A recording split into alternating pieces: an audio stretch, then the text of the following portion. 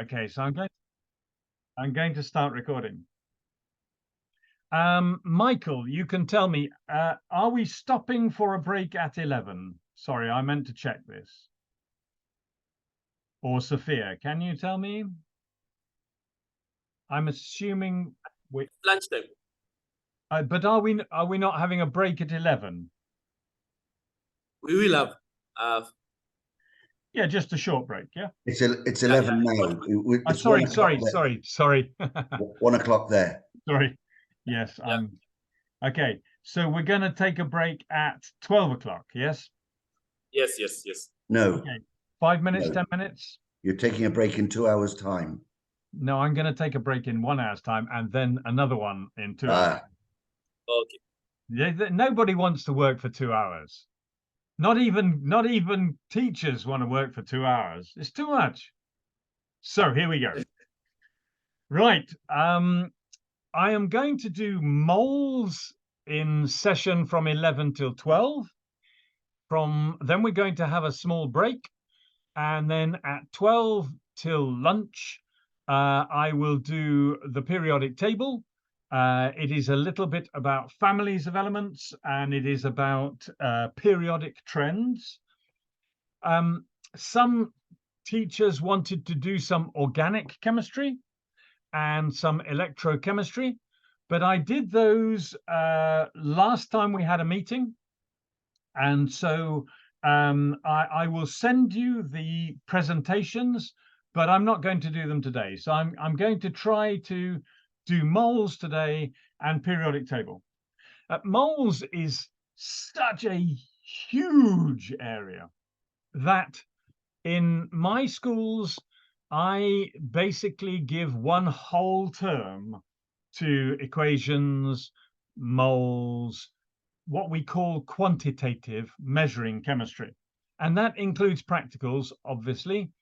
So you might be heating up crystals to find the numbers of waters of crystallization, or you might be trying to reduce a metal oxide and weigh it and so on. But it is key to understanding chemistry at this level.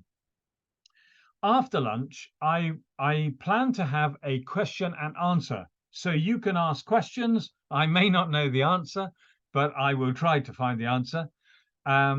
And I will tell you a little bit about how I would structure the chemical course and what I would plan to do to bring out the greatest success in my students. My theory is this, and it is really simple. I teach the chemistry for the 4-year course. I teach all of the chemistry. We practice, we do some questions, we answer, we do many examples of balancing equations, writing formulas, getting used to the periodic table, and so on. But we do not revise except in small packets as we go along. So when we get to the end of a topic, we put together some revision notes, but we do not do test and test and test and test. In the last term or term and a half before the main examination, we revise. And at that point, I teach my students how to answer the questions. Because there are 2 skills here. One is understanding and knowing the chemistry. And number 2 is beating the examiner. I don't mean beating the examiner. I mean writing such a great answer that the examiner has to go, which is what we want. So that is what I do. I teach the chemistry, and then I teach how to beat the exam. And this is a big deal, because if you spend the whole Form 1, Form 2, Form 3, Form 4 doing chemistry, and then you get to the end, near the examination, and you have not looked at how to beat the examination, they will know the chemistry, but they will not be able to answer the questions. That is really important. We will look at that more later. So I have a presentation. I would like you to feel free that if I am going too fast or you do not understand, that you switch on your microphone and you say, hey, teacher Mark, a moment, please. Okay, and you explain to me what is wrong. Okay, so here we go. So what I'm going to do is I'm going to share my screen, and I have this presentation I said is going to be given to you after this. Let me just get it going. Okay, here it is. So I hope I'm not if you want to, you can minimize the cluster in the corner of your screen so you do not see me and all the other classes. You can press the little minimize button so it doesn't get in the way of the presentation. That's up to you. So here we go. So I'm going to start with something which is a teaching idea, and every so often I will throw in a small teaching idea which are more about how you help your class than about learning chemistry.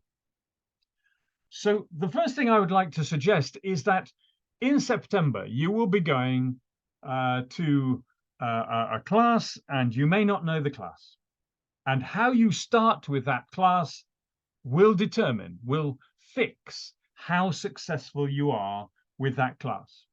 And what I try to do, therefore, and here are just some ideas, they are only some ideas I thought of last night, not a big deal. I think it's important to set rules for a class, but I think it's important to have a good relationship. And that means not being too fierce. I have watched some videos of some Kenyan teachers, and some of them are fantastic teachers. Fantastic. There is a teacher called Thaddeus Bakula, I think. I can't remember. Anyway, he's great.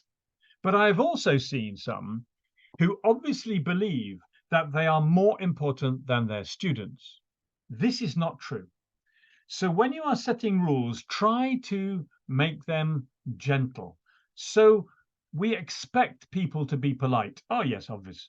We expect people to listen to each other. Obvious. We do not expect everybody to be silent all the time. We do not expect to write 25 different rules for being in a laboratory. This is not sensible. Know their names. The best way to stop the naughty kid, the bad kid, the misbehaving kid, is to know their name. Michael, behave. Sit down. Be quiet. I'm sorry, Michael.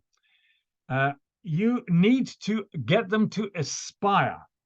You need to get them to want and believe they can succeed. You need to find examples where they can succeed, and when they succeed, you feed back. Brilliant, fantastic, well done, asante, great. You get them to do the work. You get them to do the work because their success will be their success, not yours. Of course it will be yours, but you need to get them to do the work. In my lessons, when I started being a teacher, I talked all the time. I thought my job was to transmit the information. It was not. It was to make the students do the work.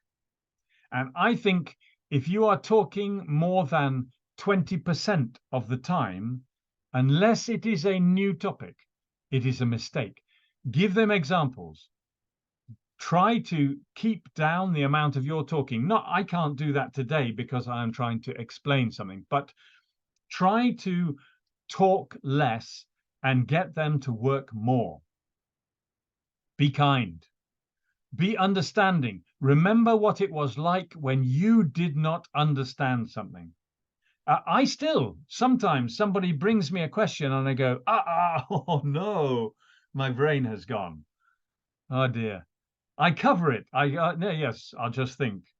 But I am also sometimes confused. Show your own enthusiasm.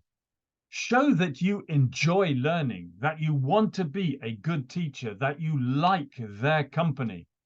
All these things are really important. Engage them and puzzle them.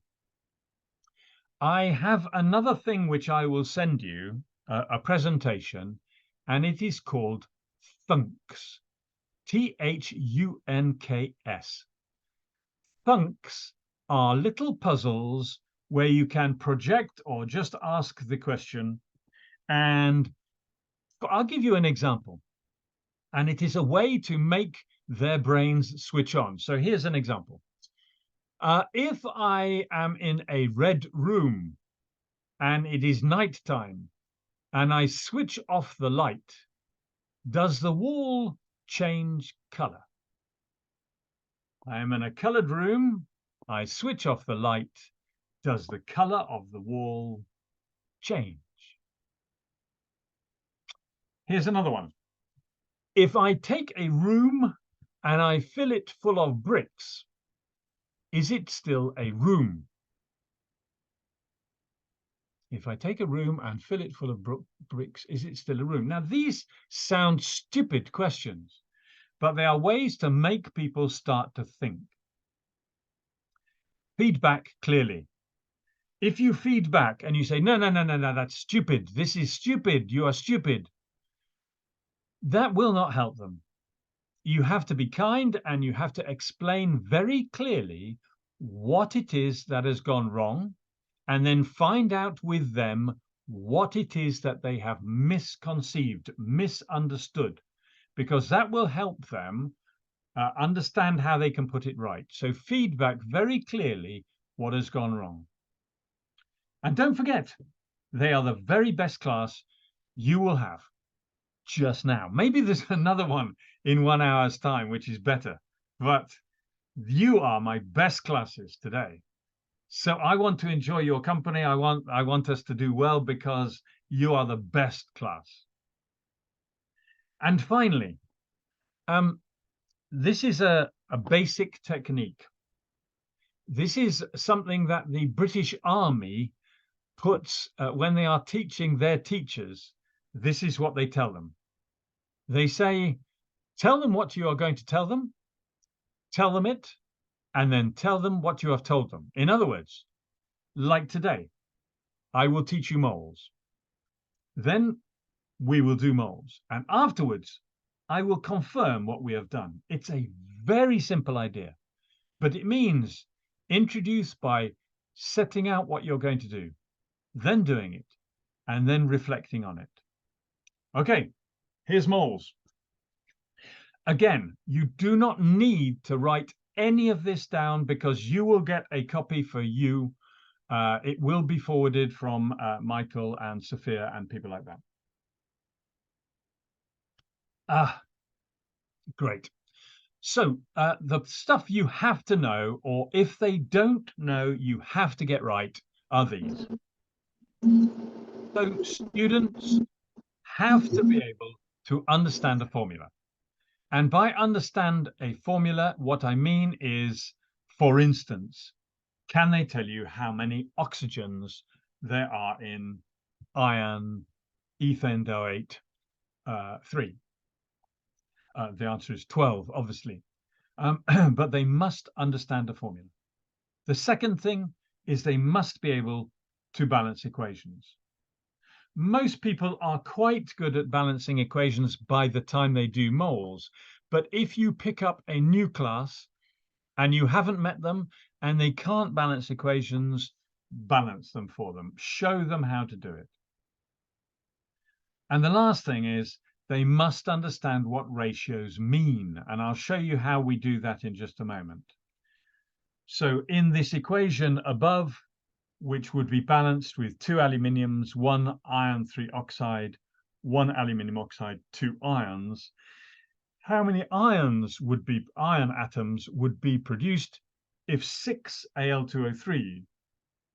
Well, if there were 6 here in the Al2O3, then because it's 1 to 2, this must be 12.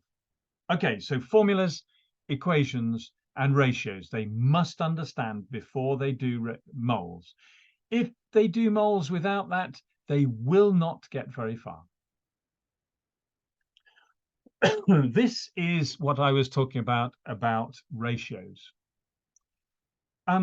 because people are frightened by the term mole because they think it is complicated, I do something really rather simple. I start with an equation like the burning of methane. Here's methane in oxygen producing carbon dioxide and water. Okay. I get them to turn that into words. So here's the equation. I want to turn it into words, and we are using words like molecule or atom or ion, in this case, all molecules. And so we get 1 molecule of CH4 reacts with 2 molecules and so on. Okay. Then I use multiples. So I say, okay, what's going to happen if I start with 20 or 5 or 100 or 1,000? Or can I start with half a molecule? No, I can't. And then because I have written this on the board, I take the board rubber and I get rid of the QL. So then suddenly I get 1 mole of CH4 reacts with 2 moles of O2 to make 1 mole of CO2 and 2 moles of H2O. And suddenly they are talking as I want them to.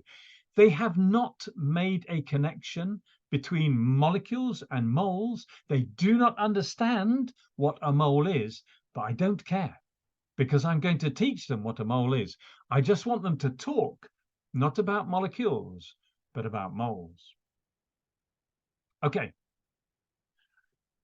So we know what a mole is. 600,000 million of anything. Huge number. 6.023 times 10 to the 23. Easy. It could be anything. If you had very, very large amount of hair, it could be mole of hair. It could be moles of, you could have a mole of grains of sand. You could have a mole of, I don't know, planets. You could have anything. A mole of jam. So we normally measure things in chemistry, and there are 3 ways that we measure things. We measure the mass. This is a top pan balance in my laboratory, a top pan balance with a beaker on, and I would press T to take away the mass of the beaker, then I would put the chemical in. Easy. We can work out the mass of a liquid, obviously. If it is a pure liquid, if I am working with, like, say, an alkanol or an alkanoic acid and it's pure, then I can weigh it. But if it's a solution, I can't. Well, there is no point. I can even weigh a gas. I have sometimes taken a balloon and weighed it empty, then filled it up and weighed it again. And the students are amazed that gas weighs something. Solutions, we need volume and concentration. Easy. There is always 2 quantities for solutions. And for gases, whether we are using a gas syringe or we are collecting the gas over water or upward displacement of air, or it doesn't matter. However we are collecting it, we measure the volume of a gas. Now, in the solutions, in the solids, we are normally talking about grams. In volume, in solutions, we are normally talking about cubic centimeters, and we have to be careful with that. Mils and cubic centimeters, most students think are different. They're not. Milliliters and cubic centimeters are the same, obviously. And in volumes of gases, we are normally talking about cubic centimeters or mils, the same. Now, that means we have to do something. Now, excuse me, I use colors a lot with my students. So I'm using green for masses, red for solutions, for concentration and volume, and black for gases, for volumes. And I use relationship triangles, and relationship triangles are useful because if they can remember this, they can convert between the 3. So I know that if I cover moles, it means that moles equals grams over the relative formula mass.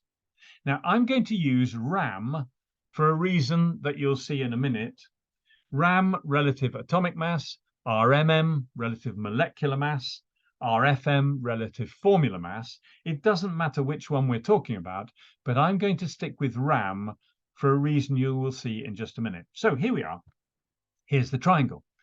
And the question is this rather easy or difficult to remember? Now, most of my students used to find it difficult until I asked them one year, about 20 years ago. I asked if any student could tell me an easy way to remember this. And one of them said yes. That student went on to Cambridge University to study computing. And I met him about 10 years ago, and he had just sold his company for £10 million to Microsoft. He was a very, very bright student, but what he came up with was very silly, but quite clever. Ah, Mathare are getting coffee. This is not fair. I want coffee. Excuse me, Mathare. Mathare, I need Sophia, I think. I need coffee too. Sophia, hello. Yeah, Ushirika, are you getting coffee?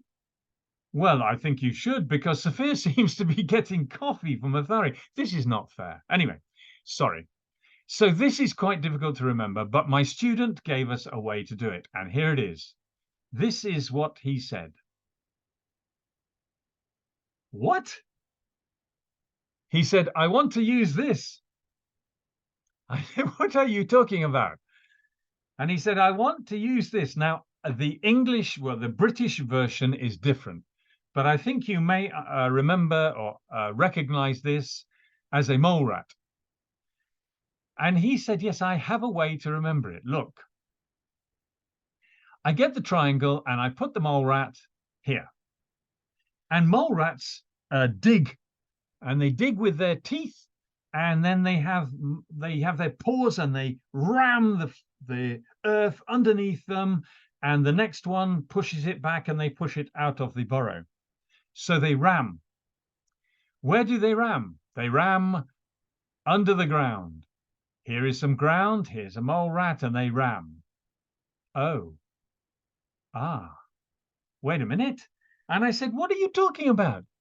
And he said, you see, here's the triangle. And I remember it because moles ram underground.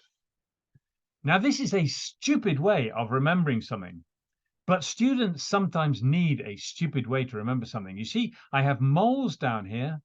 I have ram here under G. G standing for ground? No, G is grams, obviously.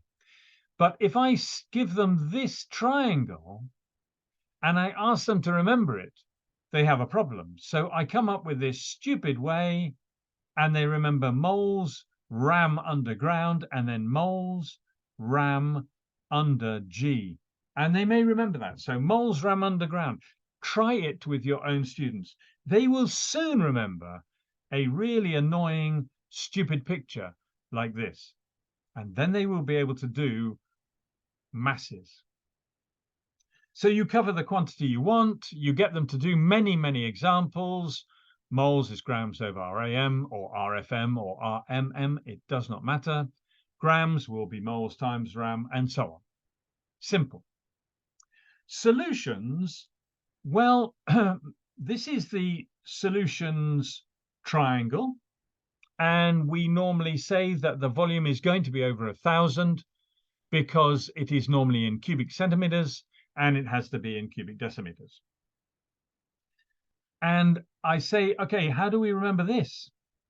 Well, if we were to pour a solution onto the ground, the moles must come up to the top. So in this triangle, solutions, if they do not come up to the top, if the mole is not at the top, then the mole would drown. So in the first one, moles are underground. In this one, the moles are at the top. And then your students will remember that we have concentration and volume at the bottom. So concentration equals moles over volume. Volume equals moles over concentration. Moles equals concentration times volume. Simple. Silly, but simple. Cover the quantity. Moles is concentration times volume. You have to reinforce that the volume has to be over 1,000. Concentration is the moles over the volume in cubic decimeters. The cubic centimeters over 1,000. Don't forget, you are going to get these slides. So if you want to just use them with your own students, just use them. I'm going to stop sharing for a moment. Okay. Okay. So what I want to know is this okay? Is this, or is this not okay so far? Is this useful? Mathare, I'm not going to listen to Mathare. Mathare have got coffee. It's not good. Kisumu, is this okay, or is it too simple? Is this okay? Okay. Wamuini, is this okay, or is it too simple? Be honest, please. Okay. All right, fine. Ushirika, is it okay? Oh, no. Guy in the front is going to sleep. No, he's just checking his phone. That's okay. It's okay. He's just checking his phone. You have to have an eye for the student who is not in the class because they have their phone under the table. And they're just checking tonight's social engagement. Yes, you in the red t-shirt. Yes, it's you. You are the winner of I Have Done Wrong Today. Oh, yes. A quick round of applause for the teacher who's been caught with his phone. Sorry. I'm sorry. Never make fun of your students unless you are pretty sure that they are big men and they can take it. Thank you. Okay, so I'm going back to sharing. I'm going to finish off with the third triangle while Mathare sip their coffee. Okay, so the gas volumes one is very similar to the first one in that the moles are down at the bottom and the quantity which we are going to be told, like RAM, like RMM, like RFM, is down the bottom right, and it's 24,000 cubic centimeters. That is the volume, the molar volume for a gas.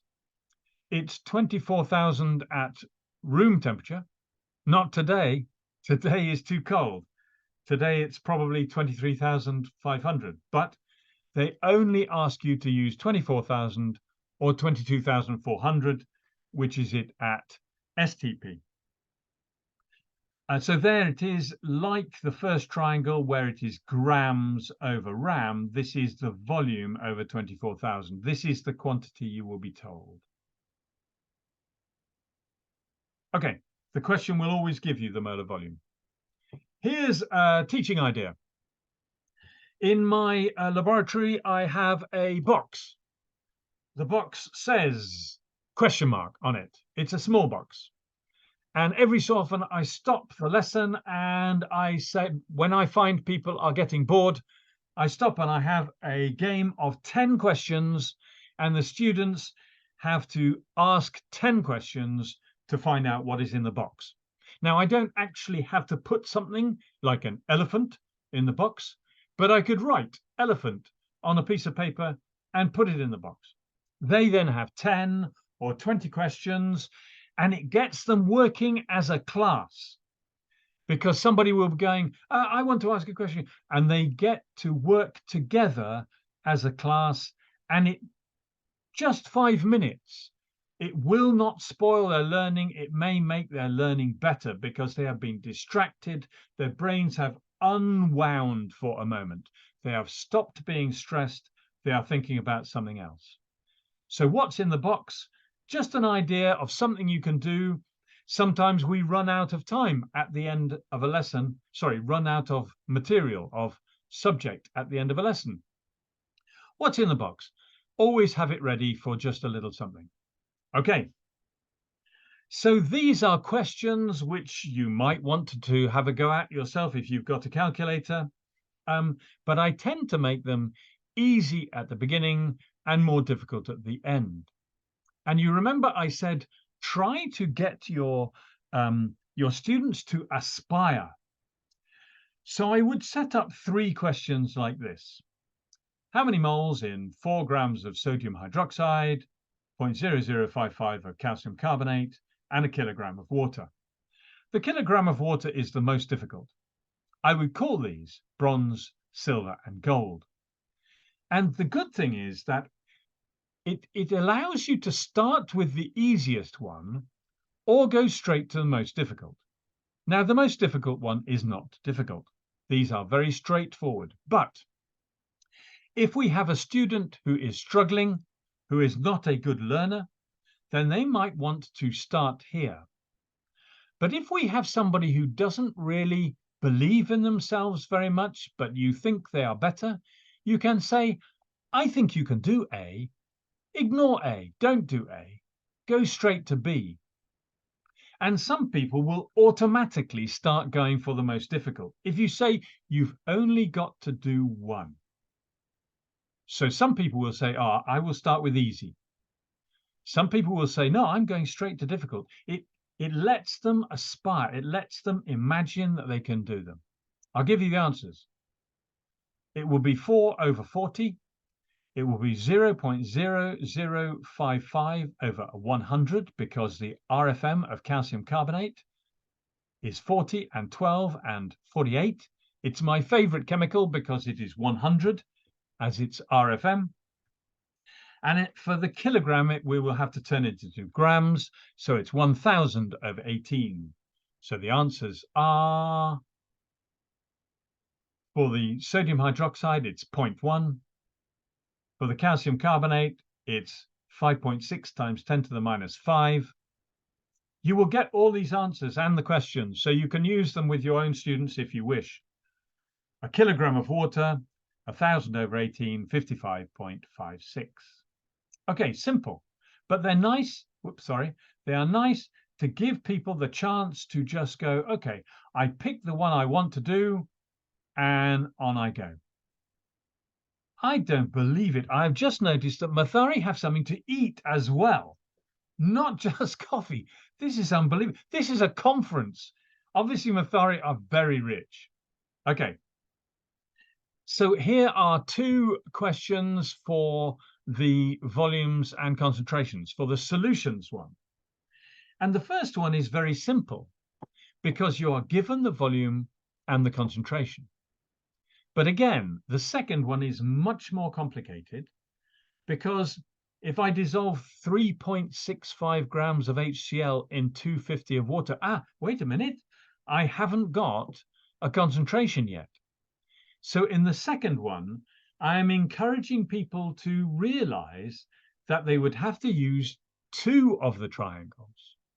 So in the first one, 25 cubic centimeters of 0.5. I remember the triangle.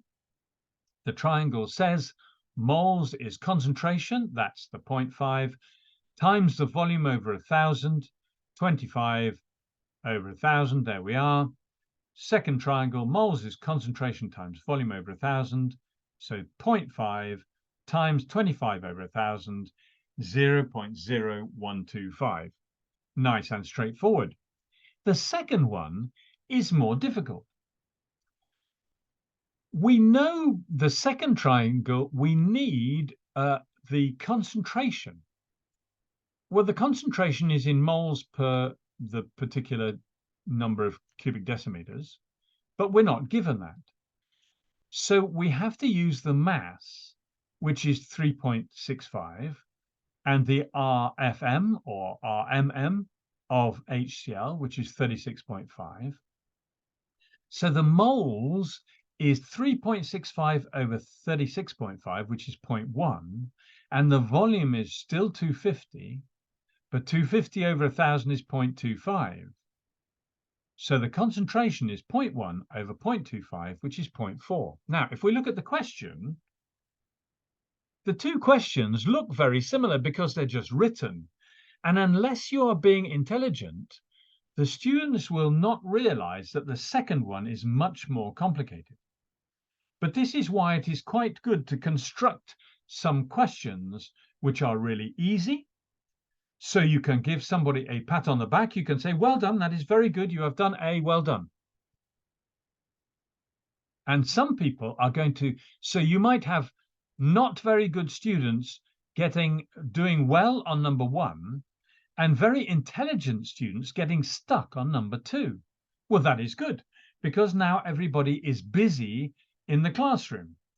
The less intelligent student is struggling with number 1, but is going to do it. And number 2 is for the cleverer student, who is going to have to work out that they need to work out using the maths first.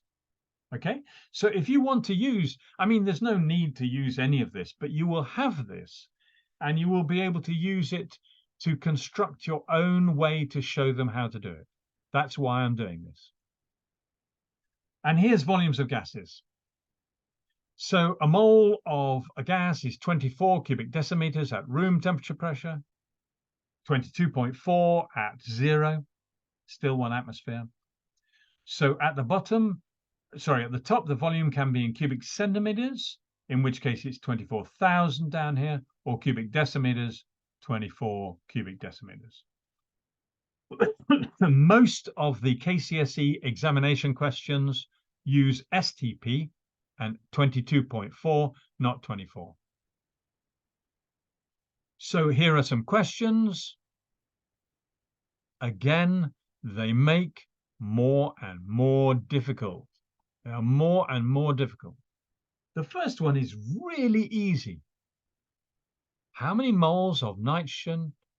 2.4 cubic decimeters. If I can remember the triangle, moles is at the bottom left. The volume is at the top. That's the 2.4 cubic decimeters.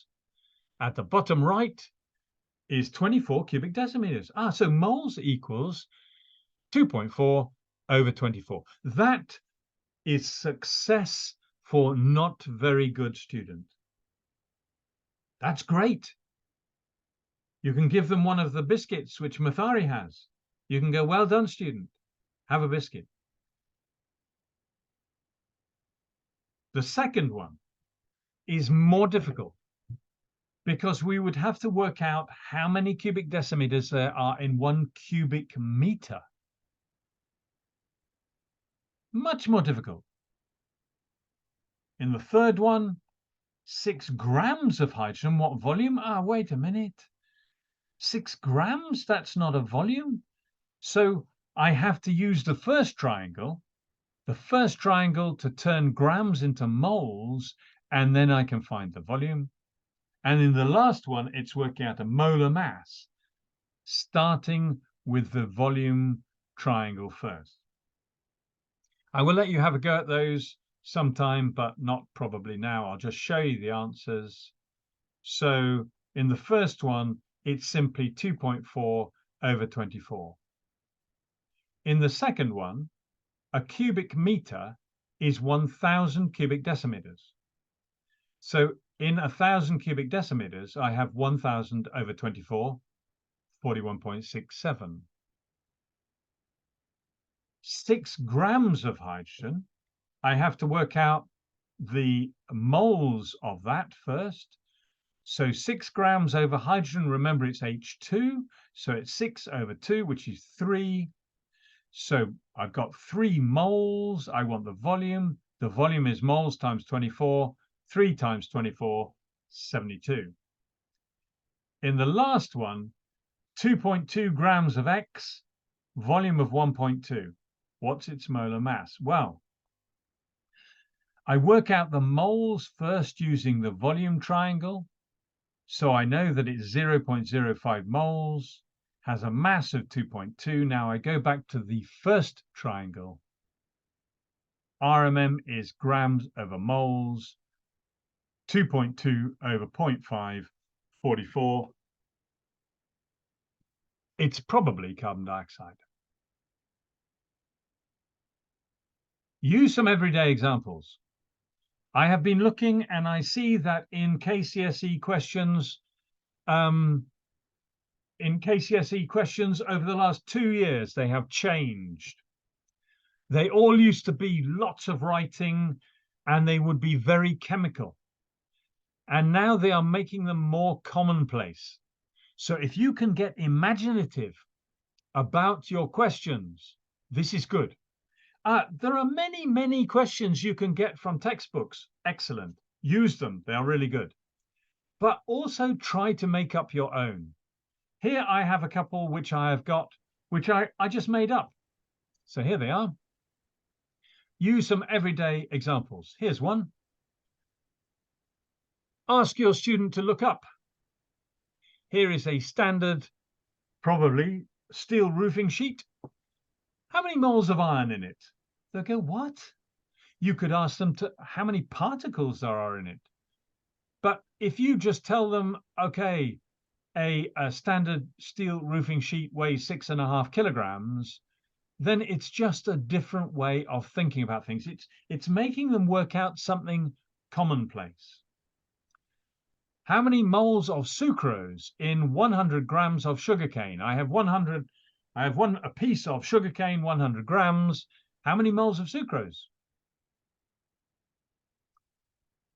Well, in every 100 grams of sugarcane, you get about 12 grams of sugar. It's slightly over 10%. That's all. Most of it is just pith, that horrible stuff that gets stuck in your teeth or cut your lip. This stuff. So we can work it out. Only it makes it a little bit more interesting. If you have a 25-meter saltwater swimming pool, how many moles of salt? Well, you could then spend some time working out the volume, but I will tell you here. The volume is 1,700 cubic meters. And it contains 5,400 kilograms of salt. So you can work it out. You can give them parts of this. You could say, I have a swimming pool. Its volume is this. It contains this much salt. How many moles is that? So you are just turning it into something a bit more real life. Okay. So then we move on to proper examination questions. So when you have in your 1-hour lesson, you need to get to the point where you can ask some proper examination questions. I'm going to let you have a look at this for a few minutes. I want you to talk to your neighbor about what you would do. I will give you the answers. If you want to have a go at it, do.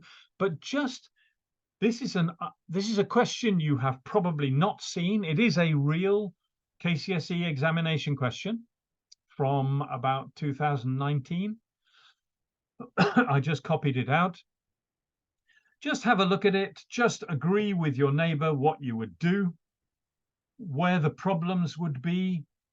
Is it easy? Is it difficult? It is probably quite easy for you, but your student may find it very difficult. So have a few moments just to think about and talk with your neighbor about what you would do in this question.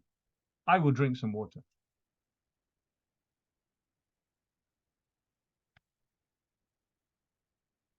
Have a conversation. Talk with somebody. You must talk. You must get your students to talk.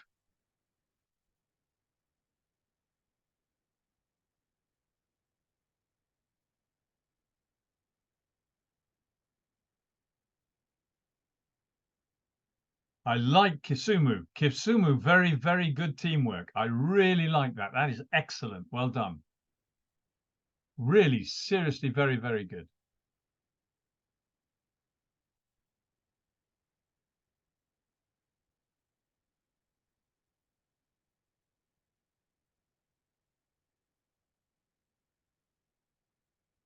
Teacher Wycliffe at Wamuini just knows all the answers anyway.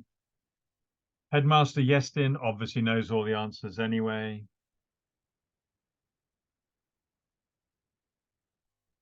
I like the bit at the start. I'm going to actually ask you about inspiring teachers, inspiring pupils. No, about your soft lessons. Yeah. Okay. Stuff. I love them. Go on. Well, it's just I think it's really important that you make them feel that it's not exactly a family, but you're sort of like all struggling to do exactly the same thing. Yes. We're only going to be letting down our team, our family, if we argue or if we talk across each other, all that sort of thing. So we don't need lots of rules because we're just going to be doing it properly. Yes, gentle rules. I liked it. It's easy, isn't it? It's all obvious. I'm going to pick your brain over the weekend, or just for you to think about. But I want your top 5 clues for teachers to inspire pupils. To inspire. Okay. Yes. Okay. Yeah. Sorry, I'll shut up. I'll shut up and go away. No, it's all right. Kibera, I like it. The guy with the red shirt who was on his phone earlier is now working with a calculator with his neighbor. That is excellent. Well done. You see, you gently remind somebody of what they should be doing, and suddenly they become the top student. It's excellent. Kisumu, very, very good. Well done. Very, very good. I like that people are trying to do this. It's very good. I think some of you probably find this very easy, but some of you not so easy. And it is very good to have to struggle a little bit sometimes. For us to have to struggle, to remember what it is like.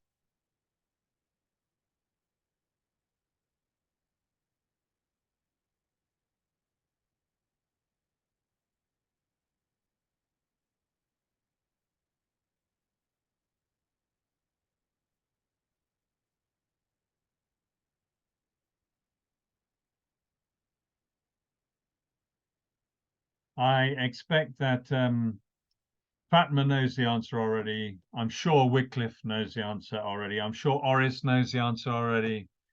I'm sure that many of you already know all the answers. So because we are running out of time a little bit, because I want to give you a break, I'm going to give you the answers and you can just look at it and go, yes, of course. So here we go. It will show you how it goes. So here we go. So the first question is, which chemical is in excess? So if we look at the equation from the first triangle, the zinc is 1.96 grams. So we use the first triangle and it's 1.96 over 55.4. So that gives us 0.0299, which is around about 0.03. The hydrochloric acid, this is the second triangle, the solution triangle. Moles is concentration times volume. So it's 0.2 times 100 over 1,000, which gives me 0.02. So 0.03, 0.02, and that means the zinc is in excess. Now that means that not all the zinc will be used up. That means that the hydrochloric acid will determine, in the question it said how much hydrogen is made. Let's go back to the question. Here, in part B, the total volume of hydrogen was liberated, okay? So that now depends on the amount of hydrochloric acid because the zinc will not all be reacted. So that is worth 2 marks. If you got that, well done.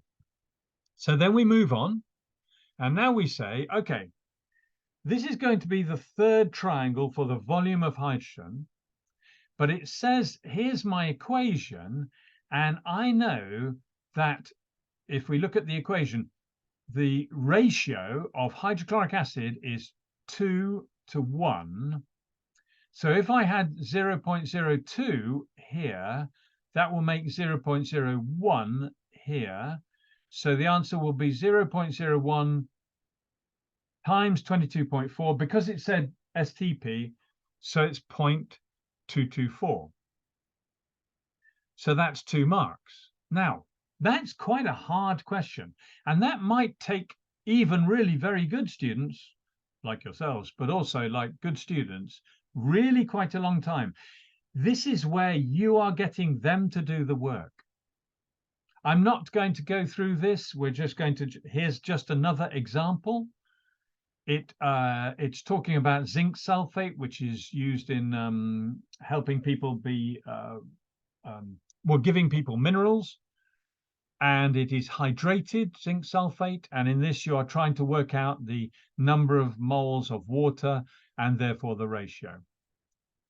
And there's all the answers for there. There is a bit about using Avogadro's number. And if you get this later, you press this, it will explain. I think you'll be able to do this yourself. All you have to do is to remember. And I'm not going to listen to myself. So there we are. This is talking about using Avogadro's number, the actual number. In other words, finding out the number of particles. This is where knowing the formula is really important. There's the answers. Here's time for a teaching idea. We're nearly at time where we're going to stop. Getting students to aspire. I mentioned bronze, silver, and gold. And if you set up questions as bronze, silver, and gold, then they will find it that they want to do gold. Now, empirical formulas. And I'm just going to go through empirical formulas, but this is something that I often start a lesson with something like this. Excuse me. So I tell the students, today we're going to study and practice empirical formulas, whatever it is. And then I say, here it is. And I tell them, you will be able to do this. I never say it's going to be difficult. I never say that because otherwise they believe they cannot do it. If I say, you will be able to do this, then they will worry when they can't, but we can show them how to do it, get them to believe. And I'm not going to go through all of this, but I'm going to give you my way of doing empirical formula, and then we will stop for a small break. So you know that the empirical formula is the simplest, and it is important to start with a relatively complicated formula like glucose or fructose also, C6H12O6, and get them to simplify it, and it becomes CH2O, and its empirical formula. That is the empirical formula. Then give them some examples, realize that some of them do not change because you cannot simplify this because there is only one copper sulfate, but this becomes HO and so on. Give them examples, give them time, let them do it. But I use this. I'm Dr. Empirical, and I'm not actually talking about this very good looking doctor. I'm talking about IMDR. I tried to get them to remember IMDR. I'm doctor, I'm doctor, I'm going to be a doctor, I'm doctor, because this is what I do. I go, okay, here's an example, 70% iron, 30% oxygen. I'm going to construct something using IMDR. Okay, IMDR stands for information, moles, divide, ratio. Now, I'm sure you all do something like this, but I find it useful to have something like the silly moles at the beginning, something like IMDR to help them remember what they've got to do. So in this case, the information is iron, RFM 56, 70%, and so on. I work out the moles, 70. I can assume percentages are masses, because if I had 100 grams, that would be 70 grams and so on. 70 over 56 and so on. I've got my moles. Then I divide through by the smallest. The smallest one is 1.25, 1.875 larger. So I get 1 and 1.5, 1.5. And therefore the ratio is 2 to 3 because we can't have a half an oxygen. And therefore it's Fe2O3. Some people construct this horizontally. Here's another example, and there it is constructed horizontally. Information in the first columns, moles, divide through by the smallest ratio. So here we are, 37.2. 37.2 divided by 12 is the moles of carbon here. 3.1. Divide through, the smallest number was the chlorine, which was 1.55. 3.1 divided by 1.55 is 2. I get the ratio, and therefore I get out C2H5Cl. Now, if you want, after the small break, we will go through this, but I'm not expecting to. Here are some which I then give. Here we are: bronze, silver, and gold. Here's a bronze one, which if you're feeling confident, you would go, no, I'm not going to do that one. If you're feeling underconfident, you might use this one, and then you might use silver, or you might go straight to gold. And if you go straight to gold, you might need more help, but get your students happy to put up their hand and say, I need help, and then you will come to them. Okay, there are the answers, and time for another teaching idea I will come to after this. But just now, we're going to take a small break. Okay, because I think you need to get up and move around. I think I need to. I need to have some water, and so we'll come back in. How long do you want, Michael, Sophia? 10 minutes is okay. 10 minutes. 10 minutes it is. The time is going. Get up, walk around, enjoy yourself, talk to somebody you haven't seen for a long time. Go and run around outside. If you are in Mathare, you have had too much coffee, so find the restroom.